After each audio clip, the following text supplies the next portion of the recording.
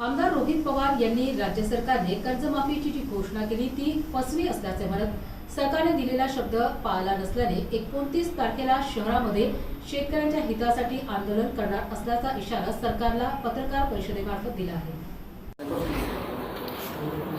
गेल्या काही महिन्यांपूर्वी शेतकरी नेते व तसंच शेतकऱ्यांच्या मोठ्या आंदोलनामुळे सरकारला झुकावं लागलं आणि सरकारने काही महिन्यांपूर्वी कर्जमाफी आम्ही देऊ अशी घोषणा केली होती।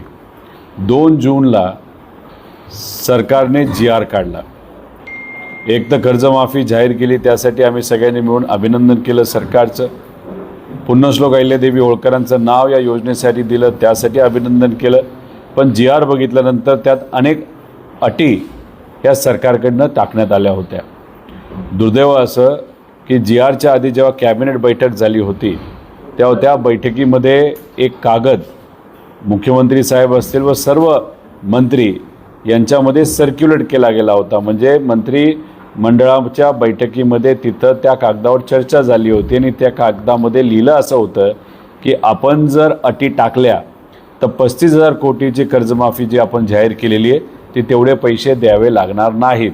म्हणजे कुठं ना कुठं तरी अटी ज्या टाकल्यात त्या मुद्दामून टाकल्यात अशी भावना आमच्या सगळ्यांची तिथं झालेली आहे। यात 2 महत्त्वाच्या अटी आहेत। एक अट अशी आहे की ज्याच्यामध्ये 2019चा लाभ ज्या शेतकऱ्यांनी घेतलेल्या कर्जमुक्तीचा तर त्यांना या योजनेमध्ये फक्त 50,000 मिळणार आणि 50,000च्या वर जर कोणाचं कर्ज असेल तर OTSच्या अंतर्गत आधीचे वरचं भरायचं आणि मग नंतर 50,000ची मदत मिळणार। आणि जे रेग्युलर आहेत अशा रेग्युलर शेतकऱ्यांना 25, 26, 26, 27 अशा पद्धतीच्या 2 वर्षाच्या अटी दुर्दैवाने टाकल्यामुळे अनेक शेतकरी हे वंचित राहणार आहेत। तिसरा मुद्दा आम्ही जो घेतलेला आहे तो आहे आपला विमा कंपनीचा, ज्याच्यामध्ये विमा कंपनीला पूर्वी 1 रुपया देऊन तिथे शेतकऱ्याला 4 ट्रिगर असल्यामुळे मोठ्या प्रमाणात मदत ही मिळत होती। दुर्दैवाने ती मदत आत्ता मिळत नाही। तर या अनुषंगाने आम्ही सर्वजण लढत होतो। सरकारला हा मुद्दा मांडला, सरकारने तो मान्य केला नाही।